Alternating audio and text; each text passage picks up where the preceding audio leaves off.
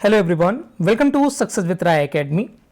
आज है 2 अप्रैल 2025। आज के इंडियन एक्सप्रेस के एडिटोरियल पेज को हम इस वीडियो में डिस्कस करने वाले हैं और जितने भी इंपॉर्टेंट टॉपिक होंगे यानी कि आर्टिकल होंगे उन सभी को हम कवर करेंगे। जैसा कि हमने इस सेक्शन को स्टार्ट किया है और आपको हम बता दें कि लगभग हम सभी आर्टिकल को डिस्कस करने की कोशिश करते हैं और आज भी उसी सीरीज में हम आगे बढ़ रहे हैं। यहाँ पर अगर हम शुरुआत करें आर्टिकल्स की तो सबसे जो पहला आर्टिकल है वो है सेटिंग सेल विथ बिम्स्टेक। देखिए, बिम्स्टेक की चर्चा यहाँ पर इसलिए आ रही है क्योंकि इसकी बैठक और इसके जो मुद्दे हैं वो कहीं ना कहीं सार्क से अलग हैं और इसमें प्रधानमंत्री मोदी जिस तरीके से दिलचस्पी दिखा रहे हैं वो इम्पोर्टेंट बना हुआ है। इस आर्टिकल को हम देखेंगे, इसमें बिम्स्टेक को समझेंगे, बिम्स्टेक की जो योजनाएं हैं उनको समझेंगे और किस तरीके से भारत इसमें भागीदारी करता है और भारत का इस पर किस तरीके से प्रभाव है, इन सभी बातों को इस आर्टिकल में हम डिस्कस करेंगे। उसके बाद दूसरा आर्टिकल है हमारा नोट फॉर अप्रैल 2। यहां पर भारत और अमेरिका के द्विपक्षीय व्यापार समझौतों की बात हो रही है। उसको आगे बढ़ाने को लेकर जिस तरीके से फ्री ट्रेड एग्रीमेंट को लेकर ब्रिटेन से बात चल रही है, यूरोपीय संघ से बात चल रही है, वो इस आर्टिकल में समझाया गया है। इस आर्टिकल को भी हम डिस्कस करेंगे। उसके बाद नेक्स्ट आर्टिकल में हम देखेंगे जो ग्लोबल वार्मिंग का खतरा है। जैसा कि आईएमए ने भी बोला है कि गर्मी इस बार बहुत ज़्यादा पड़ेगी और जो मानसून है वो सामान्य रहेगा। तो इस पर क्या प्रभाव रहता है, किस तरीके से इसमें हम संतुलन बैठाएंगे, ये सब हम इस आर्टिकल में डिस्कस करने वाले हैं। उसके बाद जो नेक्स्ट आर्टिकल है वो वुमेन एम्पावरमेंट को लेकर है, जिसमें पटना यूनिवर्सिटी में तीनों पोस्ट, महासचिव, अध्यक्ष और जो कैशियर हैं, वो जो तीनों पोस्ट हैं वो लड़कियों के पास आई है और जो मुख्यमंत्री नीतीश कुमार हैं वो खुद इसे बोल रहे हैं कि ये कहीं ना कहीं वुमेन एम्पावरमेंट है। तो इस आर्टिकल को भी हम देखेंगे क्योंकि वुमेन एम्पावरमेंट आप जानते हैं आज के समय में कितनी बड़ी उपलब्धि के तौर पर भारत देख रहा है और इसमें हम डिस्कस करेंगे कौन कौन महिलाएं इस समय अपने क्षेत्र में अच्छा कार्य कर रही हैं और इस आर्टिकल को हम डिस्कस करेंगे। अगर आप चाहें तो इसको पढ़ सकते हैं, लेकिन हम इसको स्किप करेंगे। आप अगर न्यूज़पेपर उपलब्ध नहीं है तो आप स्क्रीनशॉट इसका ले सकते हैं। तो यहाँ पर हम पहले आर्टिकल पर आते हैं जो कि राजा मंडला ने लिखा है और इसमें ये बता रहे हैं, देखिए हम इसको थोड़ा सा जूम करके आपको समझाने की कोशिश करते हैं। प्रधानमंत्री नरेंद्र मोदी इस सप्ताह बंगाल की खाड़ी बहुक्षेत्रीय तकनीकी और आर्थिक सहयोग पहल जिसको हम बिम्स्टेक भी बोलते हैं, उसके सम्मेलन में भाग लेने जा रहे हैं। बिम्स्टेक का फुल फॉर्म आप फिर से सुन लीजिए। इसका फुल फॉर्म होता है Bengal initiative for multi sectoral technical and economic cooperation. BIMSTEC का फुल फॉर्म होता है। इसमें वो भाग लेने के लिए जा रहे हैं। अब भारतीय कूटनीतिक ऊर्जा का एक बड़ा हिस्सा जो है, भारतीय कूटनीतिक का जो पूरा फोकस होगा वो म्यांमार में जो भूकंप से त्रासदी आई है उस पर निपटने में केंद्रित होगा, जो इसके प्रमुख सदस्यों में से एक है, जिसने थाईलैंड को भी प्रभावित किया है। यानी कि जो म्यांमार है वो बिम्स्टेक का एक प्रमुख अंग है और उसने म्यांमार को तो प्रभावित किया ही है, साथ में थाईलैंड को भी प्रभावित किया है। तो ये जो बैठक इस बार की होगी उसके केंद्र में पूरा का पूरा भूकंप जो म्यांमार में तबाही मची है उस पर होगा। अगर हम अन्य मेंबर्स की बात करें तो उसमें भूटान, बांग्लादेश, इंडिया, श्रीलंका और साउथ एशिया के कुछ देश इसमें शामिल हैं। आगे बता रहे हैं इस आर्टिकल में, while the PM directs India active contribution to international relief and rehabilitation, यानी जबकि प्रधानमंत्री म्यांमार में अंतर्राष्ट्रीय राहत और पुनर्वास प्रयासों में भारत के सक्रिय योगदान का निर्देश देते हैं, उन्हें बिम्स्टेक मंच को पुनर्जीवित करने की दीर्घकालिक चुनौतियों का भी सामना करना चाहिए।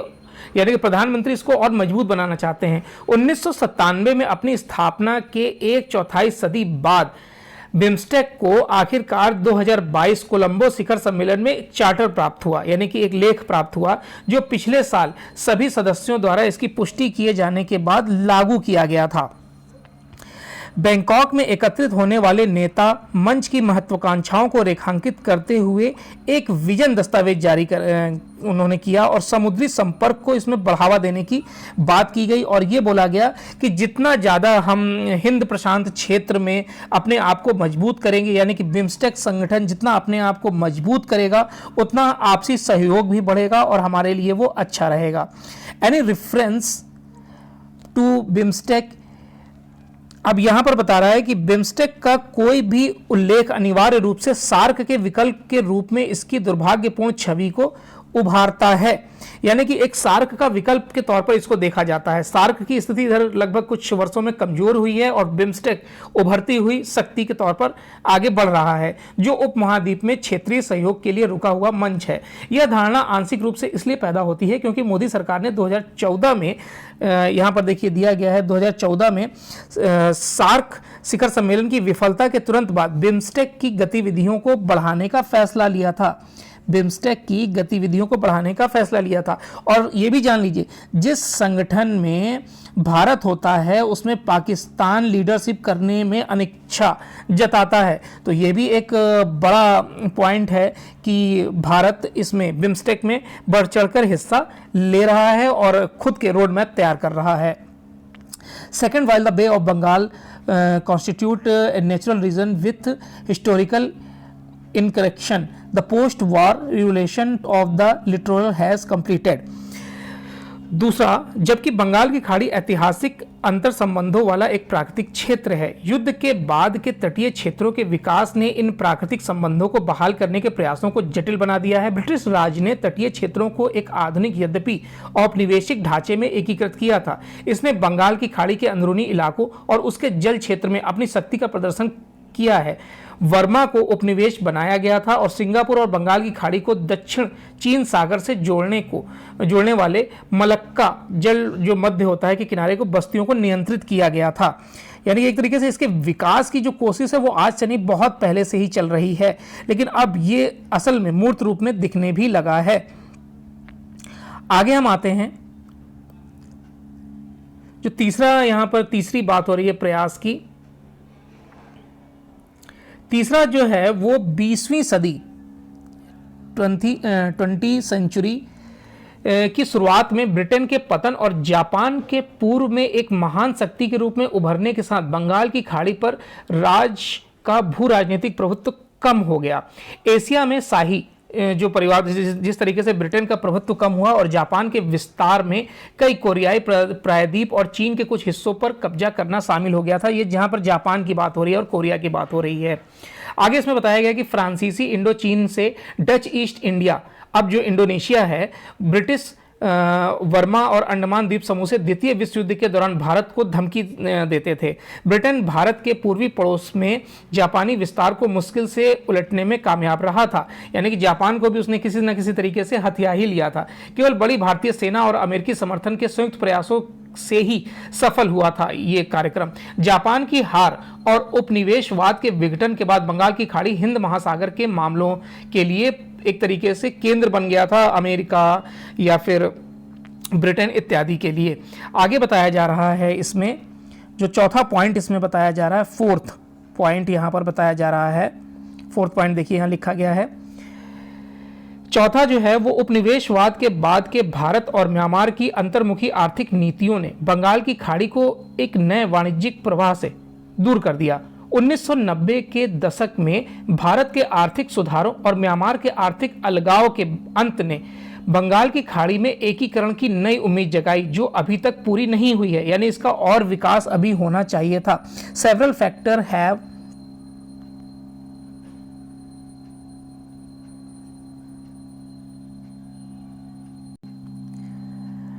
अब यहां पर सेवरल फैक्टर की बात हो रही है कि बंगाल की खाड़ी के, यहां देखिए हम टिक कर देते हैं, बंगाल की खाड़ी के क्षेत्रीवाद में कई कारकों ने बाधा भी डाली है। सार्क में पाकिस्तान के विपरीत बिम्स्टेक में कोई भी सदस्य वीटो नहीं करता है, फिर भी संरचनात्मक बाधाएं बनी हुई हैं। बिम्स्टेक को दक्षिण पूर्व एशियाई राष्ट्रों के संगठन में मौजूद आपसी विश्वास के स्तर को प्राप्त करने की कोशिश करनी चाहिए, जहां सदस्य देश विकास और कनेक्टिविटी के साथ साझा लक्ष्यों को प्राप्त करने के लिए द्विपक्षीय विवादों को अलग रखते हैं। वहीं पर पाकिस्तान जो है वो भारत से लगातार विवाद को लेकर कोई ना कोई वीटो अपनी शक्ति यहाँ पर लगा देता है, जिससे जो विकास है वो कहीं ना कहीं रुक जाता है। बांग्लादेश और म्यांमार के बीच चल रहे विवाद और शेख हसीना के निष्कासन के बाद दिल्ली और ढाका के बीच भी तनाव की स्थिति बन गई है। क्यों? इसका कारण क्या है? क्योंकि जो शेख हसीना हैं उन्होंने 5 अगस्त 2024 से भारत में शरण ले रखी है और बांग्लादेश लगातार प्रत्यर्पण की इनकी मांग कर रहा है। आगे हम आते हैं इसमें कि यहां से देखते हैं फर्स्ट द रिलीजन लेवल। सबसे पहले क्षेत्रीय स्तर पर दिल्ली को बिम्स्टेक संस्थाओं के निर्माण और गहन आर्थिक एकीकरण के लिए व्यवस्था विकसित करने में लगे रहना चाहिए। चूंकि वैश्विक आर्थिक व्यवस्था में व्यवधान आ रहा है, इसलिए भारत को बिम्स्टेक के भीतर क्षेत्रीय व्यापार संबंधों को और मजबूत करना चाहिए। अब यहाँ पर दूसरा पॉइंट, यहाँ सुधार की बात हो रही है। सुधार में दूसरा पॉइंट है कि इस क्षेत्रीय प्रयास को बिम्स्टेक सदस्यों के साथ द्विपक्षीय व्यापार और संपर्क बढ़ाने के अवसरों का लाभ उठाकर पूरा किया जाना चाहिए। थाईलैंड और श्रीलंका के साथ मोदी की द्विपक्षीय वार्ता, जहां वे स्वदेश लौटते समय रुकेंगे, भी उतनी ही महत्वपूर्ण है, यानी कि थाईलैंड और श्रीलंका भी जाएंगे। दिल्ली को मोहम्मद यूनुस शासन द्वारा भारत बांग्लादेश संबंधों में हो रहे नुकसान को भी जस्टिफाई करने की आवश्यकता है, यानी कि जो भारत और बांग्लादेश के संबंध खराब हो रहे हैं उसे फिर से सही किया जाए। यहां पर तीसरा पॉइंट है कि दिल्ली बंगाल की खाड़ी के क्षेत्रवाद को बढ़ावा देने के लिए केवल बहुपक्षीय और द्विपक्षीय दृष्टिकोण पर निर्भर नहीं रहा जा सकता है। इसे एक तरफा कार्रवाई करने के लिए क्षेत्र की पहचान करनी होगी। भारतीय यात्रियों को वीजा मुक्त प्रवेश की पेशकश करने का थाईलैंड का निर्णय एक तरफा की क्षमता को दर्शाता है, यानी कि एक तरीके से संबंध मधुर करने की यहाँ पर बात की जा रही है। लास्ट में हम आते हैं लास्ट पैराग्राफ पर कि more crucial of the long term, दीर्घकालिक अवधि के लिए राष्ट्रीय समुद्री विकास में तेजी लाना अति महत्वपूर्ण है।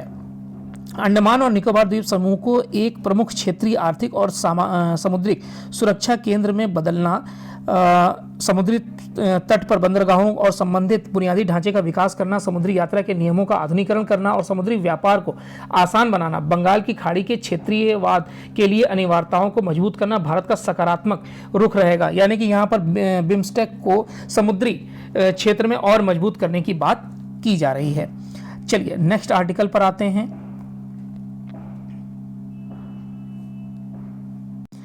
नेक्स्ट आर्टिकल है कि 2 अप्रैल के लिए नोट।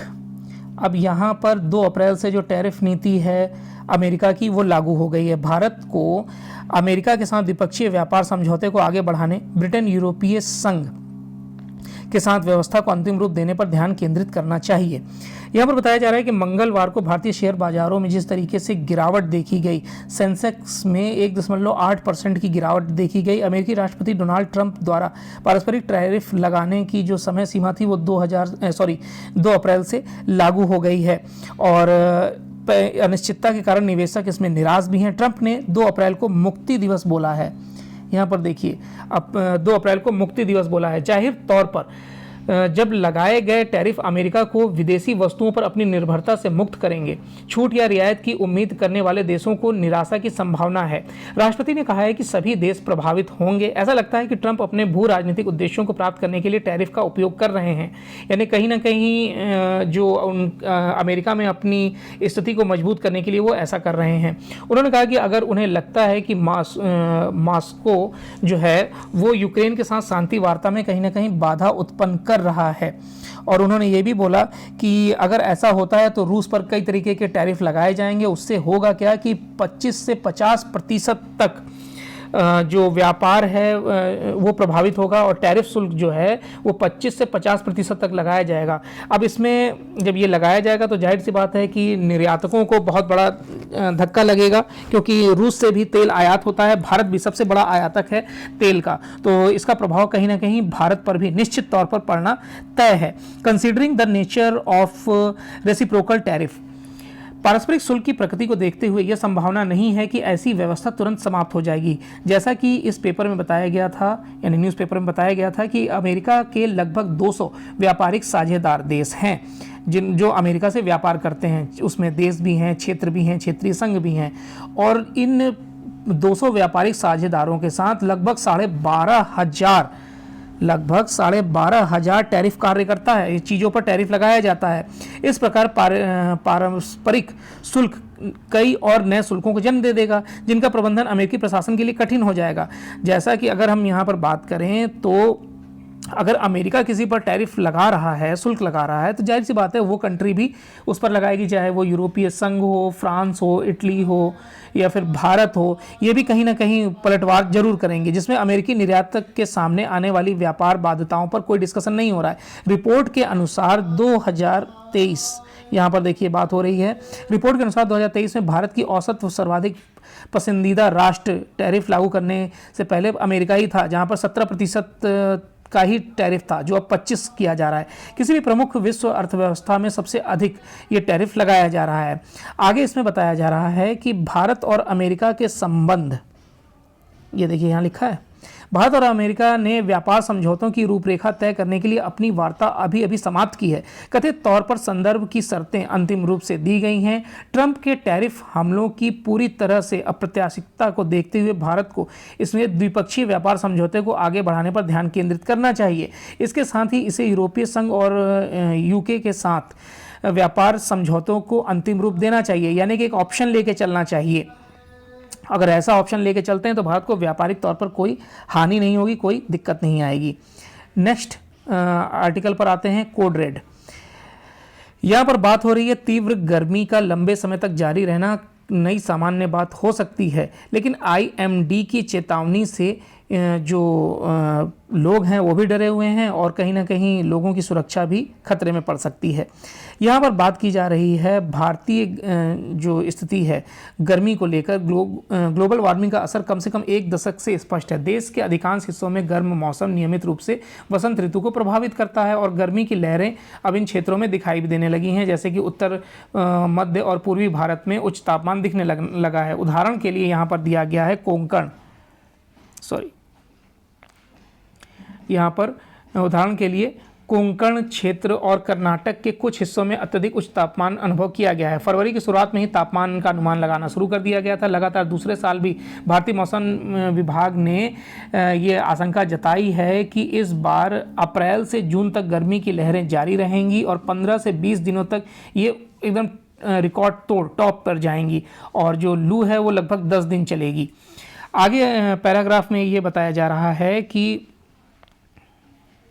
गर्मी की लहरों का स्वास्थ्य पर भी निश्चित तौर पर असर पड़ेगा। मृत्यु दर में बढ़ोतरी होगी। IMD, राष्ट्रीय आपदा प्रबंधन एजेंसी, एकीकृत रोग निगरानी कार्यक्रम और राष्ट्रीय आपदा रिकॉर्ड ब्यूरो अलग अलग आंकड़े देते हैं। हालांकि विशेषज्ञ सबसे कमजोर लोगों की सुरक्षा के लिए उपाय करने की आवश्यकता पर सहमत है। अधिकांश राज्यों ने गर्मी से निपटने की कार्य योजना तैयार की है।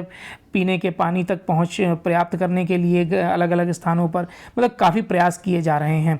नई दिल्ली स्थित शोध संस्थान सस्टेनेबल फ्यूचर्स कोलैबोरेटरी के शोधकर्ताओं और किंग्स कॉलेज लंदन और प्रिंसटन, हार्वर्ड और कैलिफोर्निया विश्वविद्यालयों के वैज्ञानिकों द्वारा एक अध्ययन में रेखांकित किया गया है कि सबसे अधिक गर्मी के संपर्क में आने वाले लोगों को ठंडक उपलब्ध कराना, खोए हुए काम के लिए बीमा कवर विकसित करना, अग्नि प्रबंध सेवाओं का विस्तार करना और बिजली ग्रिड को फिर से तैयार करना इसमें शामिल है। अब यहाँ पर आगे ये बताया जा रहा है कि जाहिर सी बात है क्योंकि गर्मी जब बढ़ती है तो बिजली की खपत भी बढ़ती है और वहाँ पर जब बिजली की खपत बढ़ेगी तो कहीं ना कहीं शटडाउन होगा ही होगा। तो इन सब की तैयारी करना भी बहुत ज़रूरी है। हीट वेव अलर्ट जारी करने का समय भी स्थानीय परिस्थितियों को ध्यान में रखते हुए ही किया जाता है। उदाहरण के लिए 2 साल पहले नवी मुंबई में एक सनस्ट्रोक त्रासदी ने चिलचिलाती गर्मी से होने वाले तनाव का मूल्यांकन करते समय आर्द्रता को ध्यान में रखने की आवश्यकता को रेखांकित किया था। शहरी ताप द्वीपों पर विशेष ध्यान देना एक और ज़रूरी काम है जिसे टाला नहीं जा सकता है। इलाके जो हैं वो शहरी इलाके हों चाहे ग्रामीण इलाके हों, गर्मी में लगभग 13 डिग्री सेल्सियस तक इसमें बढ़ ही जाता है मामला। और इस बार भी गर्मी का आंकड़ा बताया जा रहा है कि खूब पड़ेगी। आप इसमें बचाव जरूर रखिएगा। अब आते हैं नेक्स्ट आर्टिकल पर, मेकिंग हर वे, अपना रास्ता बनाते हुए। पटना यूनिवर्सिटी यानी पटना विश्वविद्यालय छात्र संघ चुनाव बिहार के कद्दावर नेताओं के लिए एक लॉन्च पैड रहा है। अब यह युवा महिलाओं का क्लब बन गया है। पहले यहीं से जो लालू प्रसाद यादव हों, नीतीश कुमार हों, जॉर्ज फर्नांडिस हों, ये सब छात्र नेता के तौर पर उभर कर आए, शरद यादव हों, ये सब छात्र नेता के रूप में उभर कर आए थे। लेकिन अब स्थितियाँ बदल गई हैं, अब महिलाएँ इस पर आगे आ रही हैं। अगर हम फरवरी की बात करें, जब बीजेपी की नेता रेखा गुप्ता का नाम दिल्ली सीएम के लिए आगे किया गया था, तो अलका लांबा भी वहां पर एक फोटोग्राफ लेकर पहुंची थी। ये बात थी 1995 की, ये याद रखिएगा, 1995 की बात थी, जब अलका लांबा NSUI नेता के रूप में DU की अध्यक्ष चुनी गई थी और रेखा गुप्ता महासचिव चुनी गई थी। AVBP का उन्होंने प्रतिनिधित्व किया था। 30 साल बाद एक अन्य राज्य में जहां महिलाओं की राजनीतिक भागीदारी सीमित रही है, यहां पर बिहार की बात हो रही है, वहां पर अब महिलाओं ने तीनों सीटों पर कब्जा किया है, जैसे अध्यक्ष, महासचिव और कोषाध्यक्ष पर। इन महिलाओं की सफलता सिर्फ व्यक्तिगत उपलब्धि नहीं है। जैसा कि बिहार के सीएम नीतीश कुमार ने कहा है, बिहार में महिला सशक्तिकरण को जिस तरीके से आगे बढ़ाया जा रहा है, 50% सीटें आरक्षित की गई हैं नौकरियों में भी, और लड़कियों को स्कूल तक पहुंचाने के लिए 2020 से पहले ही कई योजनाएं लाई गई थी। उन्हें साइकिल दी गई थी, हाई स्कूल आप करते हैं तो साइकिल मिलेगी, इंटर में जाते हैं तो आपको साइकिल मिलेगी, इस तरीके की कई योजनाएं लाई गई थी। और अगर हम 2020 के विधानसभा चुनाव की बात करें तो महिला मतदाताओं का कुल मतदान प्रतिशत 59.7% था, जबकि पुरुषों का 54.6% था। देखिए यहाँ दिया गया है आंकड़ा, ये महिलाओं का प्रतिशत है 2020 का असेंबली इलेक्शन का, और ये पुरुषों का है। और दूसरी ओर चुनाव लड़ने वाली 371 महिलाओं में से केवल 26 ही 371 महिलाओं में से 26 महिलाएं ही विधानसभा चुनाव जीत पाई थीं। लालू प्रसाद यादव से लेकर दिवंगत सुशील कुमार मोदी तक PUSU चुनाव बिहार के कई बड़े नेताओं के लिए लॉन्च पैड रहे थे, लेकिन अब ये राजनीति से हटकर महिलाओं के लिए एक अवसर बन गया है। महिला हर क्षेत्र में अच्छा कार्य कर रही हैं, चाहे वो राजनीतिक हों, रेखा गुप्ता उनका दिल्ली की मुख्यमंत्री उसका एग्जाम्पल हैं, हमारी राष्ट्रपति द्रौपदी मुर्मू उसका एग्जाम्पल हैं, और अब दिल्ली पटना यूनिवर्सिटी हो, DU हो, सभी में महिलाएं मुखर होकर सामने आ रही हैं। तो इस पर आपकी क्या राय है, ये कमेंट बॉक्स के माध्यम से जरूर बताइएगा। तो ये आज का इंडियन एक्सप्रेस का एडिटोरियल पेज था। आई होप आपको वीडियो अच्छा लगा होगा। अगर वीडियो अच्छा लगा हो और कोई सुझाव हो तो आप जरूर बताइएगा। वीडियो देखने के लिए बहुत बहुत धन्यवाद।